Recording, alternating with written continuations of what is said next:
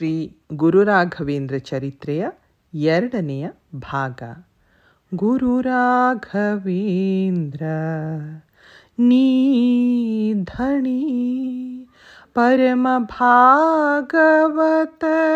ಮರೆಯದೆ ಸಲುವಂತ ಧಣಿ ಮರೆಯದೆ ಸಲುವಂತ ಧಣಿ. ಓಂ ಶ್ರೀ ಗುರುರಾಘವೇಂದ್ರಾಯ ನಮಃ. ಶ್ರೀ ಸುಧೇಂದ್ರ ತೀರ್ಥರು ಶ್ರೀ ಯಾದವೇಂದ್ರರಿಗೆ ಸನ್ಯಾಸ ದೀಕ್ಷೆ ನೀಡಿ ಮಠದ ಕೆಲವು ಪ್ರತಿಮೆಗಳನ್ನು ನೀಡಿದರಾದರೂ ತಮ್ಮ ಮಠದ ವೈಭವದ ಸಂಪ್ರದಾಯವನ್ನು ಮುಂದುವರೆಸಲು ಸೂಕ್ತವಾದ ಉತ್ತರಾಧಿಕಾರಿಯ ಹುಡುಕಾಟದಲ್ಲಿದ್ದರು. ವೆಂಕಟನಾಥರನ್ನು ನೋಡಿದಷ್ಟೂ ಅವರಿಗೆ ಇಷ್ಟವಾಯಿತು ಮತ್ತು ಅವರ ಪಾಂಡಿತ್ಯವನ್ನು ಅವರು ಗೌರವಿಸಿದರು. ಒಂದು ದಿನ ಮೂಲರಾಮನು ಅವರ ಕನಸಿನಲ್ಲಿ ಬಂದು ವೆಂಕಟನಾಥನು ಮುಂದಿನ ಮಠಾಧೀಶನಾಗಲು ಅತ್ಯಂತ ಆದರ್ಶ ವ್ಯಕ್ತಿ ಎಂದು ತಿಳಿಸಿ ವೆಂಕಟನಾಥರಿಗೆ ಸನ್ಯಾಸವನ್ನು ನೀಡುವಂತೆ ಸೂಚಿಸಿದರು. ಶ್ರೀ ಸುಧೀಂದ್ರ ತೀರ್ಥರು ಇದರಿಂದ ಸಂತೋಷಗೊಂಡರು ಮತ್ತು ವೆಂಕಟನಾಥರೊಂದಿಗೆ ವಿಷಯ ತಿಳಿಸಿದರು. ವೆಂಕಟನಾಥರಿಗೆ ಸುಧೀಂದ್ರ ತೀರ್ಥರ ಮಾತುಗಳ ಮೇಲಿನ ಗೌರವ ಮತ್ತು ಗೃಹಸ್ಥನಾಗಿ ಅವರ ಜವಾಬ್ದಾರಿಗಳ ಮೇಲಿನ ಸಂಕಟಕ್ಕೆ ಸಿಲುಕಿದರು. ಬಹಳ ಚರ್ಚೆಯ ನಂತರ ಇನ್ನೂ ಉಪನಯನಕ್ಕೆ ಒಳಗಾಗದ ಮಗ ಮತ್ತು ಯುವ ಹೆಂಡತಿ ಹೊಂದಿರುವ ಅವರು ಜವಾಬ್ದಾರಿಯನ್ನು ನಿರಾಕರಿಸಿದರು. ಸುಧೀಂದ್ರ ತೀರ್ಥರು ವೆಂಕಟನಾಥನ ಭಾವನೆಗಳನ್ನು ಗೌರವಿಸಿದರು. ಅಂತಿಮವಾಗಿ ದೈವಿಕ ಚಿತ್ತವು ಮೇಲುಗೈ ಸಾಧಿಸುತ್ತದೆ, ವೆಂಕಟನಾಥ ತನ್ನ ಕೋರಿಕೆಗೆ ಸಮ್ಮತಿಸುತ್ತಾನೆ ಎಂದು ತಿಳಿದ ಅವರು ನಿರಾಶರಾಗಲಿಲ್ಲ. ಆ ರಾತ್ರಿ ವೆಂಕಟನಾಥನಿಗೆ ಬಹಳ ವಿಚಿತ್ರವಾದ ಕನಸಿನಲ್ಲಿ ಲಕ್ಷ್ಮೀದೇವಿಯೇ ಪ್ರತ್ಯಕ್ಷಳಾಗಿ ಶ್ರೀ ಮಧ್ವಾಚಾರ್ಯರು, ಜಯತೀರ್ಥರು, ವ್ಯಾಸತೀರ್ಥರು, ವಾದಿರಾಜರು ಮುಂತಾದವರು ನೀಡಿದ ಬೌದ್ಧಿಕ ಉಪಚಾರಗಳನ್ನು ಸವಿದ ನಂತರ ನಾನು ಮತ್ತೊಮ್ಮೆ ಹಸಿವಿನಿಂದ ಬಳಲುತ್ತಿದ್ದೇನೆ. ಶ್ರೀಮದ್ ಆಚಾರ್ಯರು ರಚಿಸಿದ ತತ್ವವಾದದ ಬೆಳಕು ಇತರ ತತ್ವಗಳ ಕತ್ತಲೆಯಿಂದ ಆರಿ ಹೋಗುತ್ತಿದೆ. ಇದನ್ನು ತಡೆಯಲು ನಿಮ್ಮಂತಹ ಉದಾತ್ತ ಆತ್ಮಗಳು ತಮ್ಮ ಬೌದ್ಧಿಕ ಬಂಧನವನ್ನು ತ್ಯಜಿಸಿ ಹರಿ ಮತ್ತು ವಾಯುವಿನ ಕಾರಣಕ್ಕಾಗಿ ತಮ್ಮನ್ನು ತಾವು ಸಮರ್ಪಿಸಿಕೊಳ್ಳಬೇಕು. ಇದು ನಿಮ್ಮ ಕರ್ತವ್ಯ. ನೀವು ಮಹಾನ್ ಆತ್ಮ. ಲಕ್ಷಾಂತರ ನಿರ್ಗತಿಕರಿಗೆ ಸಾಂತ್ವನ ಮತ್ತು ಸಹಾಯವನ್ನು ನೀಡಲು ಉದ್ದೇಶಿಸಲಾಗಿದೆ. ಸುಧೀಂದ್ರ ತೀರ್ಥರ ಕೋರಿಕೆಯನ್ನು ಸ್ವೀಕರಿಸಿ ಸನ್ಯಾಸ ಸ್ವೀಕರಿಸಿ. ನೀವು ಶ್ರೀಹರಿಯ ಪ್ರಿಯ ಭಕ್ತ ಮತ್ತು ಅವರೂ ಕೂಡ ಇದನ್ನೇ ನಿಮ್ಮಿಂದ ನಿರೀಕ್ಷಿಸುತ್ತಾರೆ ಎಂದರು. ವೆಂಕಟನಾಥ ಗಾಬರಿಯಿಂದ ಎದ್ದು ಏನಾಯಿತು ಎಂದು ಆಶ್ಚರ್ಯಚಕಿತನಾದನು. ದೇವರನ್ನು ಧ್ಯಾನಿಸಲು ಕಣ್ಣು ಮುಚ್ಚಿದನು. ತಕ್ಷಣವೇ ನರಸಿಂಹ, ರಾಮ, ಕೃಷ್ಣ ಮತ್ತು ವೇದವ್ಯಾಸರ ರೂಪಗಳನ್ನು ನೋಡಿದನು.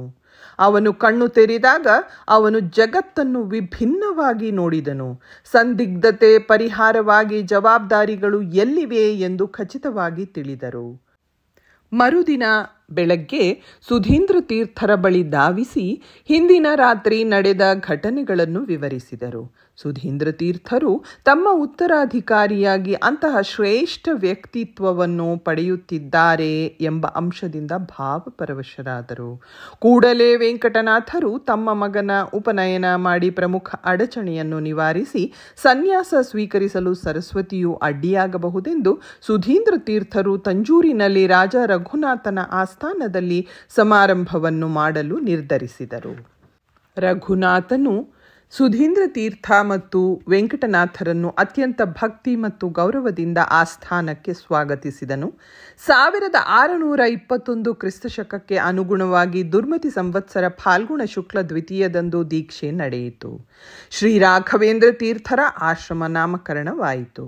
ಈ ಹೆಸರನ್ನು ಮೂಲತಃ ರಾಮದೇವರು ಸುಧೀಂದ್ರ ತೀರ್ಥರಿಗೆ ಸೂಚಿಸಿದ್ದರು. ವಿದ್ವಾಂಸರು, ಆಸ್ಥಾನಿಕರು, ಮುಖ್ಯಸ್ಥರು, ಪಂಡಿತರು ಮತ್ತು ರಾಜರ ಗುಂಪು ಈ ದೈವಿಕ ಸಮಾರಂಭವನ್ನು ನೋಡಿ ಆನಂದ ಭರಿತರಾದರು. ಈ ಮಹಾನ್ ಸಂತನ ದೀಕ್ಷೆಯನ್ನು ವೈಯಕ್ತಿಕವಾಗಿ ವೀಕ್ಷಿಸಲು ಅವರು ನಿಜಕ್ಕೂ ಧನ್ಯರು. ಸುಧೀಂದ್ರ ತೀರ್ಥರು ಆನೆಗೊಂದಿಯಲ್ಲಿ, ನಮಗೆ ನವಬೃಂದಾವನ ಎಂದು ತಿಳಿದಿರುವುದು, ರುಧಿರ ನಾಮ ಸಂವತ್ಸರದಂದು ಫಾಲ್ಗುಣ ಬಹುಳ ದ್ವಿತೀಯ 1623ಕ್ಕೆ ಅನುಗುಣವಾಗಿ ತಮ್ಮ ಮಾರಣಾಂತಿಕ ಸುಳಿವು ಕೊಟ್ಟರು. ರಾಯರು ಪವಿತ್ರಗೊಳಿಸಿದರು. ಅಲ್ಲಿ ಅವರ ಬೃಂದಾವನ ಮತ್ತು ಸನ್ಯಾಸಿಗೆ ಅಗತ್ಯವಾದ ಎಲ್ಲ ಆಚರಣೆಗಳನ್ನು ಭಕ್ತಿ ಮತ್ತು ಭಾರವಾದ ಹೃದಯದಿಂದ ಮಾಡಿದರು. ರಾಯರು ಮಠದ ಮುಖ್ಯಸ್ಥರಾದರು. ಮೂಲರಾಮದೇವರು ಆಯ್ಕೆ ಮಾಡಿದ ರಾಘವೇಂದ್ರ ಎಂಬ ಹೆಸರು ರಾಯರಿಗೆ ತುಂಬ ಸೂಕ್ತ ಆಯ್ಕೆಯಾಗಿತ್ತು. ಅರ್ಥಪೂರ್ಣ ಸಂಪತ್ತನ್ನು ಹೊಂದಿದೆ. ರಘುಕುಲದ ಇಂದ್ರನಾಗಿರುವುದರಿಂದ ರಾಮನನ್ನು ಸೂಚಿಸುತ್ತದೆ.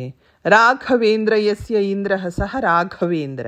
ರಾಘವೇಂದ್ರನು ರಾಘವನಾದ ಇಂದ್ರ ಅಥವಾ ಅಧಿಪತಿ. ಇದು ಆಂಜನೇಯನನ್ನೂ ಸೂಚಿಸುತ್ತದೆ. ಇದರ ಅರ್ಥ ಪಾಪಗಳನ್ನು ನಾಶ ಮಾಡುವ ಮತ್ತು ಬಯಸಿದ್ದನ್ನು ದಯಪಾಲಿಸುವವನು. ಒಂದು ಹಾಡಿನಲ್ಲಿ ಶ್ರೀ ಗೋಪಾಲದಾಸರು ಈ ಹೆಸರನ್ನು ಹೀಗೆ ವಿವರಿಸುತ್ತಾರೆ. ರಾ ಪಾಪಗಳ ಪರ್ವತಗಳನ್ನು ನಾಶ ಮಾಡುತ್ತಾನೆ. ಘ ಆಳವಾದ ಬೇರೂರಿರುವ ಭಕ್ತಿಯನ್ನು ನೀಡುತ್ತಾನೆ. ವೇಣ ಜೀವನ ಮತ್ತು ಮರಣದ ಚಕ್ರದಿಂದ ತ್ವರಿತ ಮುಕ್ತಿಯನ್ನು ನೀಡುತ್ತಾನೆ. ಮತ್ತು ದ್ರ ಎಲ್ಲ ಶ್ರುತಿಗಳಲ್ಲಿ ಆಚರಿಸಲ್ಪಡುವ ಭಗವಂತನ ದರ್ಶನವನ್ನು ಅನುಗ್ರಹಿಸುತ್ತಾನೆ. ರಾಘವೇಂದ್ರ ಸ್ತೋತ್ರದಲ್ಲಿ ಶ್ರೀ ಅಪ್ಪಣ್ಣಾಚಾರ್ಯರು ಅವರನ್ನು ಹೀಗೆ ವಿವರಿಸುತ್ತಾರೆ. ಶ್ರೀರಾಘವೇಂದ್ರ ಸಕಲ ಪ್ರದಾತ ಸ್ವಪಾದ ಕಂಜದ್ವಯ ಭಕ್ತಿ ಮಧ್ಯ ಅಘಾದ್ರಿ ಸಂಭೇದನ ದೃಷ್ಟಿವಜ್ರ ಕ್ಷಮಾ ಸುರೇಂದ್ರೋ ಅವತು ಮಾಂ ಸದಾ ಎಂ. ಸರಸ್ವತಿಯು ತನ್ನ ಗಂಡನ ಅಗಲಿಕೆಯಿಂದ ಎಲ್ಲ ಶಾಸ್ತ್ರಗಳ ಅರಿವಿದ್ದರೂ ಆತ್ಮಹತ್ಯೆ ಬಹಳ ದೊಡ್ಡ ಪಾಪ ಎಂದು ತಿಳಿದಿದ್ದರೂ ಬಾವಿಗೆ ಹಾರಿ ಆತ್ಮಹತ್ಯೆ ಮಾಡಿಕೊಳ್ಳುತ್ತಾಳೆ. ಪ್ರೇತವಾಗಿ ಅವಳ ಏಕೈಕ ಆಸೆ ಗಂಡನನ್ನು ನೋಡುವುದಾಗಿತ್ತು. ಮಠಕ್ಕೆ ಬಂದಾಗ ಮಾನವ ಕಣ್ಣಿಗೆ ಕಾಣಿಸದ ಭೂತದಂತೆ ಸರಸ್ವತಿಯ ಉಪಸ್ಥಿತಿಯನ್ನು ರಾಯರು ತಮ್ಮ ದೈವಿಕ ಗ್ರಹಿಕೆಯಿಂದ ಗ್ರಹಿಸಿದರು.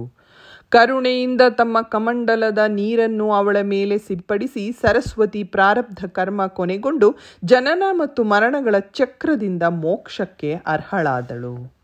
ಅವರ ಜೀವಿತಾವಧಿಯ ಉದಾತ್ತ ಆತ್ಮಕ್ಕೆ ಸಮರ್ಪಿತ ಮತ್ತು ನಿಸ್ವಾರ್ಥ ಸೇವೆಗೆ ಪ್ರತಿಫಲವಾಗಿತ್ತು. ಇಂದಿಗೂ ಸಹ ಸಾಂಪ್ರದಾಯಿಕ ಮನೆಗಳಲ್ಲಿ ಒಂದು ಪುಣ್ಯ ಸಂಪ್ರದಾಯವನ್ನು ಆಚರಿಸಲಾಗುತ್ತದೆ. ಶುಭ ಸಮಾರಂಭಗಳಲ್ಲಿ ವಿವಾಹಿತ ಮಹಿಳೆಯರನ್ನು ವಿಶೇಷವಾಗಿ ಗೌರವಿಸಲಾಗುತ್ತದೆ. ಇದು ಮೂಲತಃ ಸರಸ್ವತಿಯ ಸ್ಮರಣೆ ಮತ್ತು ಮಹಾನ್ ತ್ಯಾಗವನ್ನು ಗೌರವಿಸುವುದು. ರಾಯರ ದಿನಚರಿ ಶಾಸ್ತ್ರಗಳಲ್ಲಿ ನಿರ್ದಿಷ್ಟಪಡಿಸಿದಂತೆ ಮತ್ತು ಆಚಾರ್ಯ ಮಧ್ವರು ತಮ್ಮ ಸದಾಚಾರ ಸ್ಮೃತಿಯಲ್ಲಿ ವಿವರಿಸಿದಂತೆ ಒಂದು ನಿಗದಿತ ದಿನಚರಿಯನ್ನು ಅನುಸರಿಸಿದರು. ಬ್ರಹ್ಮಿ ಮುಹೂರ್ತದಲ್ಲಿ ಎಚ್ಚರಗೊಂಡು ಮನಸ್ಸಿನಲ್ಲಿ ಭಗವಂತನ ಆಲೋಚನೆಗಳೊಂದಿಗೆ ತುಳಸಿ ಬೃಂದಾವನ ಮತ್ತು ಪ್ರಾಣದೇವರ ಪ್ರತಿಮೆಯ ಮುಂದೆ ಭಕ್ತಿಯಿಂದ ನಮಸ್ಕರಿಸಿ ನಂತರ ಪಲ್ಲಕ್ಕಿಯಲ್ಲಿ ಕಾವೇರಿ ನದಿಗೆ ಸ್ನಾನಕ್ಕೆ ತೆರಳುವುದು, ಭಾಗವತದ ಗಜೇಂದ್ರ ಮೋಕ್ಷ, ಮಂಗಳಾಷ್ಟಕ ಮುಂತಾದ ಶುಭ ಸ್ತೋತ್ರಗಳನ್ನು ಪಠಿಸುವುದು, ಎಲ್ಲ ಬೆಳಗಿನ ಚಟುವಟಿಕೆಗಳನ್ನು ಪೂರ್ಣಗೊಳಿಸಿ ನಂತರ ಪ್ರಣವ ಜಪ ಮತ್ತು ತಪಸ್ವಿಗಳಿಗೆ ಸೂಚಿಸಲಾದ ಇತರ ಮಂತ್ರಗಳನ್ನು ಪಠಿಸುವುದು, ಪವಿತ್ರ ಉದ್ಯಾನಕ್ಕೆ ಹೋಗಿ ಪುರಾಣಗಳ ಕುರಿತು ಪ್ರವಚನಗಳನ್ನು ಕೇಳುತ್ತಿದ್ದರು ಮತ್ತು ಸಾಲಿಗ್ರಾಮಗಳ ಪೂಜೆಗಳನ್ನು ಮಾಡುತ್ತಿದ್ದರು. ನಂತರ ವಿಜಯೇಂದ್ರ ತೀರ್ಥರ ಬೃಂದಾವನಕ್ಕೆ ಭೇಟಿ ನೀಡಿ ಅತ್ಯಂತ ಭಕ್ತಿಯಿಂದ ಪ್ರದಕ್ಷಿಣೆ ಮಾಡುತ್ತಿದ್ದರು. ಮಠಕ್ಕೆ ಹಿಂತಿರುಗಿ ಭಗವಂತನಿಗೆ ನಮಸ್ಕಾರಗಳನ್ನು ಸಲ್ಲಿಸುತ್ತಿದ್ದರು. ನಂತರ ತಮ್ಮ ಶಿಷ್ಯರೊಂದಿಗೆ ಕಾಲ ಕಳೆಯುತ್ತಿದ್ದರು. ಮಧ್ವಶಾಸ್ತ್ರದ ವಿವಿಧ ಅಂಶಗಳನ್ನು ಕುರಿತು ಅವರೊಂದಿಗೆ ಉತ್ಸಾಹಭರಿತ ಚರ್ಚೆಯಲ್ಲಿ ತೊಡಗುತ್ತಿದ್ದರು. ಅಷ್ಟೊತ್ತಿಗೆ ಮಧ್ಯಾಹ್ನದ ಸ್ನಾನದ ಸಮಯವಾಗುತ್ತಿತ್ತು. ಅದನ್ನು ಮಠದೊಳಗೆ ಮಾಡಿ ಮೂಲರಾಮದೇವರು ಮತ್ತು ಮಠದ ಇತರ ಪ್ರಮುಖ ಪ್ರತಿಮೆಗಳ ಪೂಜೆಯನ್ನು ಎಲ್ಲ ವೈಭವದಿಂದ ಮಾಡುತ್ತಿದ್ದರು. ಪೂಜೆಯ ನಂತರ ಭಗವಂತನಿಗೆ ಅರ್ಪಿಸಿದ ನೈವೇದ್ಯದಿಂದ ನಾಮ ಮಾತ್ರದ ಊಟವನ್ನು ಸೇವಿಸುತ್ತಿದ್ದರು. ನಂತರ ವೈಯಕ್ತಿಕ ಅಧ್ಯಯನ ಅಥವಾ ದಾಖಲೆಗಳನ್ನು ಬರೆಯುವಲ್ಲಿ ಸ್ವಲ್ಪ ಸಮಯವನ್ನು ಕಳೆಯುತ್ತಿದ್ದರು. ಇದಾದ ತಕ್ಷಣ ಶಿಷ್ಯರಿಗೆ ಮುಂದಿನ ಸುತ್ತಿನ ಪಾಠಗಳನ್ನು ಪ್ರಾರಂಭಿಸುತ್ತಿದ್ದರು. ಮುಂದೆ ಅವರು ವೇದಾಂತದ ವಿವಿಧ ಅಂಶಗಳನ್ನು ಕುರಿತು ವಿದ್ವಾಂಸರೊಂದಿಗೆ ಚರ್ಚೆಯಲ್ಲಿ ತೊಡಗುತ್ತಿದ್ದರು ಅಥವಾ ನೆರೆದಿರುವ ಸಾರ್ವಜನಿಕರಿಗೆ ಸಾಮಾನ್ಯ ವಿಷಯ ಕುರಿತು ಪ್ರವಚನ ನೀಡುತ್ತಿದ್ದರು. ಅವರು ಮಠದಲ್ಲಿಯೇ ಸಂಜೆ ಸ್ನಾನವನ್ನು ಮಾಡಿ ಭಗವಂತನಿಗೆ ಸಂಜೆ ಪೂಜೆಯನ್ನು ಬಹಳ ಭವ್ಯವಾಗಿ ಮಾಡುತ್ತಿದ್ದರು. ಇಲ್ಲಿ ಅವರು ಸ್ವತಃ ವಿವಿಧ ಗ್ರಂಥಗಳಿಂದ ಸ್ತೋತ್ರಗಳನ್ನು ಉಚ್ಚರಿಸುತ್ತಿದ್ದರು ಅಥವಾ ಭಕ್ತಿಗೀತೆಗಳನ್ನು ಹಾಡುತ್ತಿದ್ದರು. ಭಗವಂತನನ್ನು ಚಿಂತಿಸುತ್ತಾ ಪ್ರಜ್ಞೆ ತಪ್ಪುತ್ತಿದ್ದರು. ಕೊನೆಗೆ ಅಲ್ಲಿ ನೆರೆದಿದ್ದ ಭಕ್ತರಿಗೆ ಫಲ ಮಂತ್ರಾಕ್ಷತೆಯನ್ನು ಅರ್ಪಿಸಿ ಅವರನ್ನು ಆಶೀರ್ವದಿಸುತ್ತಿದ್ದರು. ಅವರು ತಡರಾತ್ರಿಯವರೆಗೆ ಎಚ್ಚರವಾಗಿದ್ದು ಅವರು ಬರೆಯುತ್ತಿದ್ದ ದಾಖಲೆಯ ಮೇಲೆ ಕೆಲಸ ಮಾಡುತ್ತಿದ್ದರು. ಅಂತಿಮವಾಗಿ ಎಚ್ಚರವಾಗಿರಲು ಅಸಾಧ್ಯವಾದಾಗ ಇಷ್ಟವಿಲ್ಲದೆ ನಿದ್ರೆಗೆ ಜಾರುತ್ತಿದ್ದರು.